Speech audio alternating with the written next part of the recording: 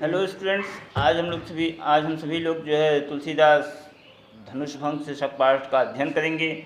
और आप सभी लोग जो है इस पाठ के बारे में जो है मैं आपको बताऊंगा, इसके जो है पद्यांशों की व्याख्या करूंगा और आपको इसका परिचय दूंगा। तो आप लोग ध्यान से देखें और सारी वीडियो को जो है लाइक करें, शेयर करें या न करें, जो आपको पसंद लगे वो कर सकते हैं। खैर, ये पाठ है धनुष भंग। यहाँ धनुष भंग पाठ का परिचय मैं आपको दे दूं। इस पाठ में श्री रामचंद्र जी का विवाह हुआ है। राजा जनक की एक शर्त थी कि जो कोई भी शिव जी का धनुष तोड़ेगा उसी के साथ जो है श्री रामचंद्र जी का विवाह होगा। तो यह सारा प्रसंग श्री रामचरितमानस से लिया गया है। श्री रामचरितमानस का ही पद्यांश है। दोहा चौपाई शैली में सारा पद्य है, तो मैं इसी की व्याख्या आपके सामने रखूँगा। पहला ही पद्यांश है जो कि दोहे के रूप में है। दोहा इस तरह से है। उदित उदयगिरि मंच पर रघुबर बाल पतंग, विकसे संत सरोज सब हर्षे लोचन भृंग। प्रस्तुत दोहे में जो है कहा गया है, तुलसीदास जी कहते हैं कि जब श्री रामचंद्र जी स्वयंवर सभा में गुरु विश्वामित्र जी की आज्ञा प्राप्त करके धनुष भंग करने के लिए मंच पर उठते हैं, मंच से उठते हैं, मंच पर पहुंचते हैं, तो उन्हें देखकर सभी संतों के जो हृदय रूपी कमल हैं वह खिल जाते हैं और उनके नेत्र रूपी भौरे जो है अपनी प्रसन्नता को व्यक्त करते हैं। दोहा इस तरह से है कि उदित उदयगिरि मंच पर, अर्थात श्री रामचंद्र जी धनुष यज्ञ के मंच पर उदयाचल सूर्य के समान, रघुनाथ जी बाल सूर्य के समान उदित होते हैं और उन्हें ऐसे बाल सूर्य को देखकर, श्री रामचंद्र जी को देखकर संतों के नेत्र रूपी कमल, हृदय रूपी कमल खिल जाते हैं और उनके नेत्र रूपी भौरे जैसे भौरे कमलों पर गुंजार करके अपनी प्रसन्नता व्यक्त करते हैं, वैसे ही संतों के नेत्रों से उनके मन की प्रसन्नता व्यक्त होने लगी। आगे चौपाई शैली में है कि नृपन केरी आशा निशिनासी, वशन नखत अवलीन प्रकाशे, मानी महिब कमुद सकुशाने, कपटी भूप उलूक लुकाने, भय विशोक कोक मुनि देवा, बरसहि सुमन जनामहि सेवा, गुरुपद बंद सहित अनुरागा, राम मुनिन सन आयुष मांगा, सहजई चली सकल जग स्वामी, मत्तु मंज बद कुंजर गामी, चलत राम सब पुर नर नारी, पुलक पूरी तन भय सुखारी, बंदी पितर सुख संहारे, जो कुछ पुण्य प्रभाव हमारे, तो शिवधन मृणाल की नाई, तोरे राम गणेश गोसाई। और जब तुलसीदास जी ने रूपक अलंकार की आयोजना बड़े ही सुंदर ढंग से की है। वे कहते हैं कि जब श्री राम रूपी बाल सूर्य धनुष यज्ञ के मंच पर उपस्थित हो गया, तो जैसे सूर्य के उपस्थित होने पर रात्रि का नाश हो जाता है, वैसे ही राजाओं की जो आशा रूपी रात्र थी कि वे धनुष तोड़कर सीता जी से विवाह करेंगे, उनकी इस आशा का नाश हो गया। साथ ही वचन नखत अवलीन प्रकाशी, और जैसे सूर्योदय होने पर तारों के समूह का चमकना बंद हो जाता है, वैसे ही राजाओं के वचन रूपी तारों के समूह का चमकना बंद हो गया। अर्थात राजाओं का जो बड़बोलापन था वह अपने आप शांत हो गया, वे चुप हो गए। मानी महिप कमुद शकुशाने, और जो अभिमानी राजा थे, जैसे रात दिन होने पर कमुदनी संकुचित हो जाती है, बंद हो जाती है, उसी तरह से अभिमानी राजा भी जो है कुमुदनी की भांति जो है संकुचित हो गए, लज्जित हो गए। और कपटी भूप उल्लूक लुकाने, और जो कपटी राजा थे, जैसे दिन होने पर उल्लू छिप जाया करते हैं, उसी तरह से कपटी राजा श्री राम रूपी बाल सूर्य को देखकर उल्लू की भांति छिप गए। भय विशोक कोक मुनि देवा, और जैसे सूर्योदय होने पर चकवे प्रसन्न हो जाते हैं, वैसे ही श्री राम रूपी बाल सूर्य को देखकर मुनि और देवता रूपी चकवे जो है शोक रहित हो गए, उनका दुख दूर हो गया। और बरसहि सुमन जनामहि सेवा, और वे सभी पुष्प वर्षा करके अपनी अपनी सेवा प्रकट करने लगे। गुरुपद बंद सहित अनुरागा, इधर श्री रामचंद्र जी ने गुरु के चरणों की वंदना बड़े प्रेम पूर्वक करी और राम मुनि सन आयुष मांगा, और रामचंद्र जी ने श्री रामचंद्र जी ने मुनि से आशीर्वाद आदेश प्राप्त किया। और सहजई चले सकल जग स्वामी, और श्री रामचंद्र जी इस प्रकार सहज भाव से धनुष की ओर इस प्रकार बढ़े, जैसे मत मंजुबल कुंजरगामी, जैसे कोई मतवाला हाथी अपने मार्ग पर आगे की ओर बढ़ता है। चलत राम सब पुर नर नारी, पुलक पूरी तन भय सुखारी, और जैसे ही श्री रामचंद्र जी आगे बढ़े, वैसे ही समस्त जनकपुरी के नर नारी प्रसन्न हो गए, उनका शरीर पुलकित हो गया और वे सभी सुख का अनुभव करने लगे, सुखी हो गए। बंदी पितृ सुकृत संहारे, जो कुछ पुण्य प्रभाव हमारे। सभी ने अपने अपने पितरों की, अपने अपने पूर्वजों की वंदना की और मन ही मन जो है वे प्रार्थना करने लगी कि यदि हमारे पुण्यों का कुछ भी प्रभाव हो तो शिव धनु मृणाल की नाई, तो देव राम गणेश गोसाई। तो श्री रामचंद्र जी शिव जी के इस धनुष को कमल की डंडे की भांति तोड़ना ने। हे गणेश जी, वे गणेश जी से प्रार्थना करते हैं कि हे गणेश जी, श्री रामचंद्र जी शिव जी के इस धनुष को कमल की डंडे की भांति तोड़ डालें।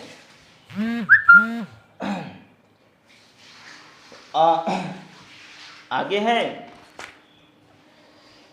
राम ही प्रेम समेत लखी, सखिन समीप बुलाई, सीता मातु स्नेह बस वचन कहें बिलखाए। और तब श्री रामचंद्र जी को प्रेम के साथ देखकर, ये दोहा छंद में है, श्री रामचंद्र जी को प्रेम के साथ देखकर और सखियों को अपने पास बुलाकर सीता जी की माता ने स्नेह के वश में होकर, प्रेम के वश में होकर श्री रामचंद्र जी के को प्रेम सहित देखकर व्याकुल होते हुए ऐसे वचन कहे। सखी सब कौतुक देख निहारे, जेऊ कहावत हितु हमारे, को न बुझाई कहे गुद पाही, ए बालक असि हठ भल नाही। रामन बाण छुआ नहीं चापा, हारी सकल भूप करिदापा, सो धनुराज कुंवर कहीं देई, बाल मलाल के मंदिर लेही। वे कहने लगी कि हे सखी, जो कोई भी इस सभा में बैठे हुए हैं, इस मंडप में बैठे हुए हैं, जो हमारे हितु हैं अर्थात हमारे संबंधी हैं, जो हमारे शुभचिंतक हैं, वह सब जो है केवल तमाशा देख रहे हैं। क्योंकि को न बुझाई कहें गुरु पाही, कोई भी इनके गुरु जी को समझाकर नहीं कहता है कि ए बालक असि हठ भल नहीं, ऐसे बालकों के लिए यह हठ ठीक नहीं है। रामन बाण छुआ नहीं चापा, जिस धनुष को रावण और बाणासुर जैसे महान बलशाली राजाओं ने हिला तक नहीं पाया, धनुष पर तेंचा तक नहीं चढ़ा पाई, हारी सकल भूप करिदापा, और जिस धनुष पर समस्त अभिमानी राजा गर्व करके हार गए, सो धनुराज कुंवर कर देही, और वह धनुष इस छोटे से राजकुमार को दे रहे हैं। बाल मराल की मंदिर लेही, कहीं क्या बाल हंस भी मंदरांचल पर्वत को पार कर सकते हैं, मंदरांचल पर्वत उठा सकते हैं। तो मेरे लिए ऐसे छोटे बालक का जो है इस प्रकार का हठ करना जो है ठीक नहीं है। आगे वे कहते हैं कि भूप सयानप सकल सिरानी, सखी विधि गति कुछ जात न जानी, बोली चतुर सखी मृदुवानी, तेजवंतु लभ गनय नरानी, कह कुंभज कह सिंधु अपारा, सोसे सुजसु सकल संसारा, रवि मंडल देखत लघु लागा, उदय तासु त्रिभुवन तम भागा। वे कहती हैं कि राजा स्वयं बड़े ही सयाने हैं, बड़े ही समझदार हैं और सब कुछ जानने वाले हैं। हे सखी, विधि गति कुछ जात न जाने, ईश्वर क्या करना चाहते हैं यह कोई यह कुछ जान नहीं पड़ता है। बोली चतुर सखी मृदु वाणी, तब सीता जी की माता की सखी ने उन्हें समझाते हुए कहा कि हे रानी, मीठी वाणी में उन्हें समझाया कि हे रानी, तेजवंत लघु गनय न रानी, जो लोग तेजवान होते हैं वह छोटे ही हों तो क्या हुआ, उन्हें छोटा मानना नहीं चाहिए। क्योंकि तेजवान व्यक्ति को, जो तेजवान हैं, जिनके मुख पर तेज हो, मुखमंडल जिनका अच्छा हो, जो तेजवान हों, कुशाग्र हों, उनको हमें छोटा मानना नहीं चाहिए। और इसके वह उदाहरण देती हैं कि कह कुंभज कह सिंधु अपारा, सो से सुजस सकल संसारा, अर्थात कहाँ कुंभज ऋषि अर्थात अगस्त्य मुनि जो घड़े से उत्पन्न हुए थे, और कहाँ अपार समुद्र, किंतु उन्होंने संपूर्ण समुद्र को थोड़े में ही सोख लिया था। उन्होंने उस अपने पराक्रम से उन्होंने उस अपार समुद्र को सोख लिया था। इसी तरह रवि मंडल देखत लघु लागा, उदयताशु त्रिभुवन तम भागा। सूर्य आकाश में देखने पर छोटा ही प्रतीत होता है, किंतु सूर्योदय होते ही तीनों लोकों का, त्रिभुवन का अर्थात तीनों लोकों का तम अर्थात अंधकार दूर हो जाता है। इसलिए हे रानी, जो लोग छोटे दिखते हों, तेजवान हों, जो लोग छोटे हों, तो उनको छोटा मानना नहीं चाहिए। इसी प्रकार तुम भी श्री राम को छोटा मत समझो। आगे वे कहती हैं कि मंत्र पदम लघु जाशु बस, विधि हरिहर सुर सर्व, महामत गजराज कहूँ, बस कर अंकुश खर्व। वे कहती हैं कि मंत्र परम लघु जासु बस, वह मंत्र परम अर्थात छोटा ही होता है, अत्यंत छोटा होता है, जिसके वश में हरि अर्थात विष्णु जी, हर अर्थात शिव जी, सुर अर्थात देवता, सर्व अर्थात सभी देवता, अर्थात वह मंत्र छोटा ही होता है जिसके वश में ब्रह्मा विष्णु महेश इत्यादि देवता होते हैं। और महामत्त गजराज कहो, महान बलशाली हाथी को भी नियंत्रण में बसकर अंकुश कर्व, एक छोटा सा अंकुश ही बहुत बलशाली हाथी को नियंत्रण में रखता है। इसलिए तुम्हें जो है श्री रामचंद्र जी को छोटा नहीं मानना चाहिए। वह उम्र में भले ही छोटे क्यों न हो, राजकुमार क्यों न हो, तुम उनकी कोमलता की ओर ध्यान मत दो, वे अवश्य ही शिव जी का धनुष तोड़ेंगे। काम कुसुम धन सायक लीन है, सकल भुवन अपने वश कीन है, देवी तजय संशय अस जाने, भंजब धनुष राम सुनी रानी। सखी बचन सुन भय प्रतीति, मिटा विषाद बढ़ी अति प्रीति, तब राम ही विलोक वैदेही, सभय हृदय विनुमत जहीं तेहीं। सीता जी की माता की सखी उन्हें समझाते हुए आगे कहती हैं कि हे सखी, हे रानी, काम कुसुम धनु सायक लीन है, अर्थात कामदेव ने हमेशा फूलों का ही धनुष धारण किया हुआ है, लेकिन सकल भुवन अपने वश किन्हें, लेकिन उन्होंने संपूर्ण संसार को अपने वश में कर रखा हुआ है। इसी तरह इसलिए हे देवी, देवी तजहि संशय अस जानी, भंजब धनुष राम सुनी रानी। हे देवी, अपने मन का संशय, अपने मन का ज्ञान त्याग दो, श्री रामचंद्र जी धनुष को अवश्य ही तोड़ेंगे।